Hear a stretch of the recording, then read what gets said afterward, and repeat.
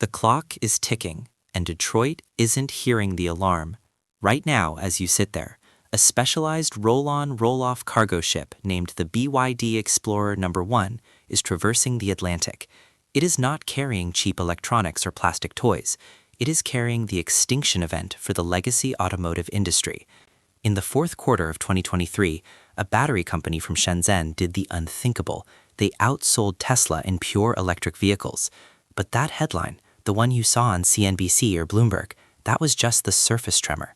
The real earthquake is happening deep underground, in the supply chains, in the lithium mines, and in the sheer terrifying vertical integration that has allowed BYD, build your dreams, to build a war machine that Toyota, Volkswagen, and Ford cannot mathematically compete with. Today, we are not just looking at a car company, we are looking at a geopolitical superweapon. By the end of this broadcast, I'm going to reveal a specific clause in the US-Mexico-Canada agreement, the USMCA, that BYD is exploiting right now to bypass the tariff wall and land these vehicles in the United States, not in 2030, but potentially within the next 24 months. This is the story of the 15 million unit tsunami. Welcome to the deep dive.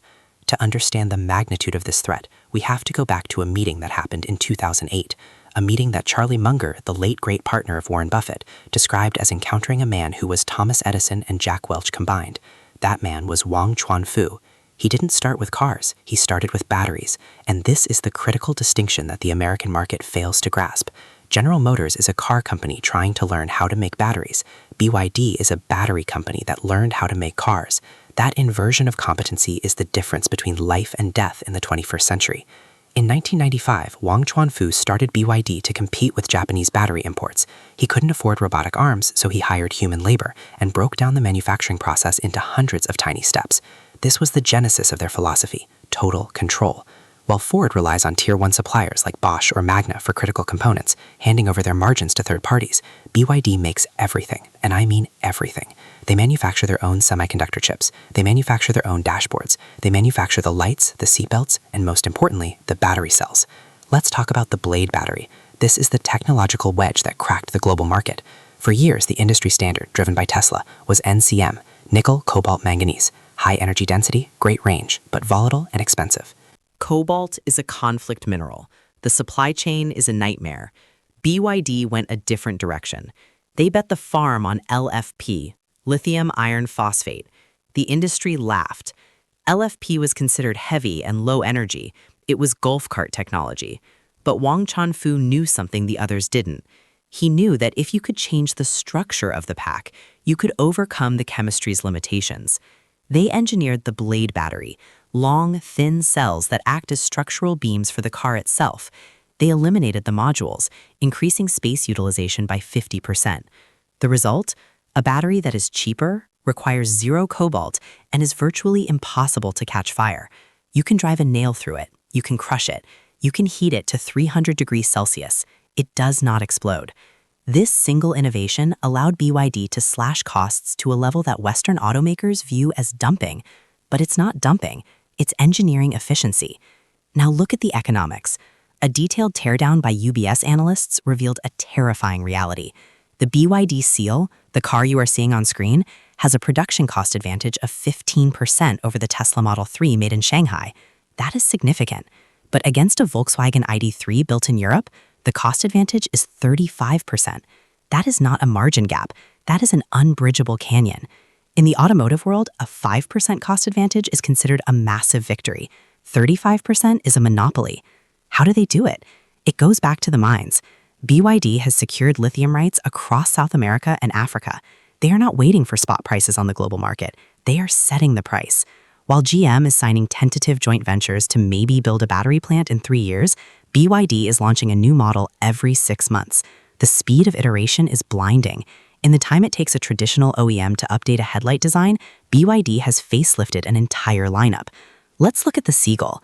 This is the vehicle that keeps Jim Farley, the CEO of Ford, awake at night. The BYD Seagull is a compact EV that sells in China for under $10,000 USD. It has decent range, modern tech, and solid build quality. If that car lands in California, priced even at $15,000 after shipping, it destroys the used car market. It destroys the entry-level market. It forces every other manufacturer to operate at a loss to compete. And here's where the open loop I mentioned earlier comes into play, the Mexican connection. You see, the United States has erected a fortress. The Inflation Reduction Act, the tariffs, they are designed to keep Chinese EVs out. But geography is tricky. BYD is currently scouting locations in Mexico for a massive manufacturing hub. Under the USMCA, if a vehicle is assembled in North America and meets specific local content requirements, it can eventually qualify for duty-free entry into the US. It is a back door the size of a garage door. If BYD builds the cars in Nuevo León, sourcing lithium from trade-friendly partners, they can bypass the 27.5% tariff wall. The fortress has a gate, and BYD has the key. But it's not just about cheap cars. It's about the luxury pivot. Look at the Wang U8, a 3.5-ton SUV that can float on water, do 360-degree tank turns, and has over 1,000 horsepower.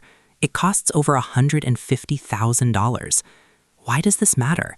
Because it proves BYD isn't just a bargain basement brand anymore. They are moving up market to steal margins from Range Rover and Mercedes G-Wagon. This is the classic disruption curve. You start at the bottom with a product that is good enough and cheap. Then you improve. Then you dominate the high end. The Japanese did it in the 70s and 80s. The Koreans did it in the 90s and 2000s.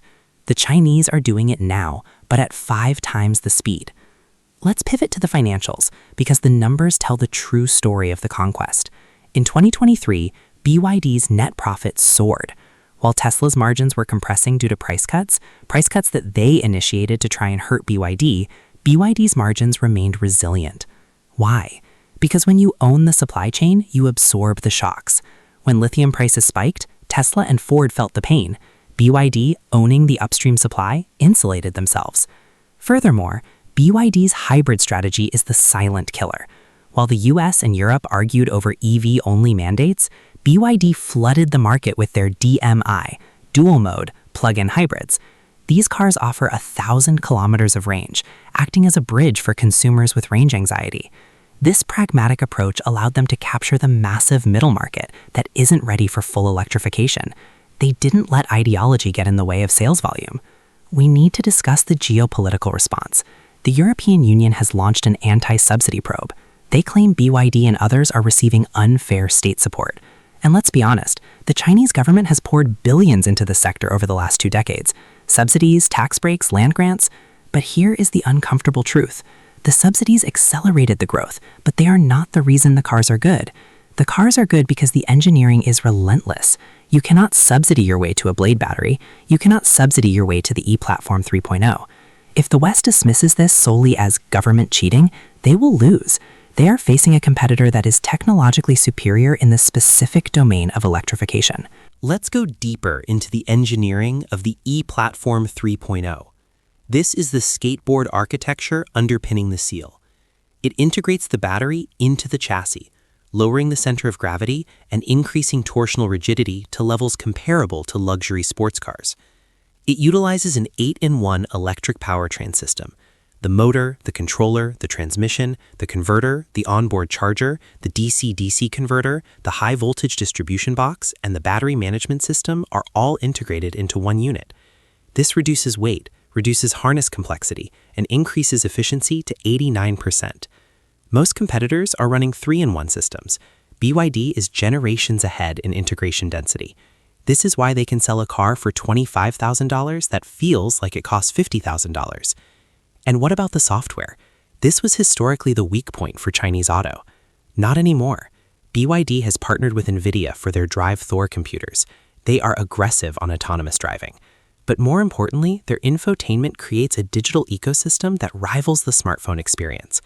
In the Chinese market, the car is an extension of the digital life. Karaoke apps, streaming, video conferencing, it's all native. Western OEMs are still struggling to make a UI that doesn't lag. BYD is putting 15.6-inch rotating screens that are smoother than an iPad. Now, back to the mystery I promised to resolve, the 15 million unit figure. This is the internal projection for BYD's global capacity by 2030 across all their production hubs: China, Thailand, Brazil, Hungary, and likely Mexico. For context, Toyota, the world's largest automaker, produces about 10 to 11 million cars a year. BYD is building the infrastructure to become the largest manufacturer of complex industrial goods in human history. We are witnessing the changing of the guard. The Ford Model T created the 20th century. The BYD Blade battery is defining the 21st. There is a specific report from the Rhodium Group that analyzes the break-even point for Chinese exports to Europe. Even with a 30% tariff, BYD still makes a profit. Think about that. The EU can slap a 30% tax on every car, and Wang Chuanfu still makes money. That is how efficient they are. The only way to stop them is a total ban, which triggers a trade war that no one can afford. So the flood is inevitable. The tsunami isn't coming. The water is already at our ankles. Look at the port of Bremerhaven in Germany. It is clogged. Why? Because thousands of BYD vehicles are arriving, and there aren't enough trucks to move them. This is a logistics conquest. BYD ordered 8 massive car carrier ships of their own because the global shipping industry couldn't handle their volume. They are building their own navy to deliver the product. This level of ambition is terrifying to the boardroom in Wolfsburg and Detroit. Let's talk about the data dilemma. These cars are rolling computers. With BYD entering Western markets, the concern shifts to data security. LiDAR scans, cabin cameras, GPS tracking. The US government is already flagging this as a national security risk. This might be the only true barrier that slows them down. The fear that a BYD car is a listening device. But consumers vote with their wallets. If the car is $10,000 cheaper and better equipped than the Chevy Equinox EV, the average consumer will likely trade privacy for affordability. That is the harsh reality of the market. In conclusion, the story of BYD is not just about cars. It's about the shift of industrial gravity from the West to the East. It is about a company that played the long game, enduring years of ridicule. Remember when Elon Musk laughed at them in an interview in 2011? He isn't laughing now. Tesla is the only company putting up a fight, but even they are becoming a niche luxury player compared to BYD's mass market omnipotence. The US auto industry has a choice: radically reinvent their supply chains and vertical integration, effectively becoming battery companies themselves, or slowly fade into irrelevance, becoming brand wrappers for Chinese technology. The 15 million unit tsunami is on the horizon. The ships are in the water, the factories are being built, and the barrier to entry is crumbling. This is the new world order of automotive. Drive accordingly.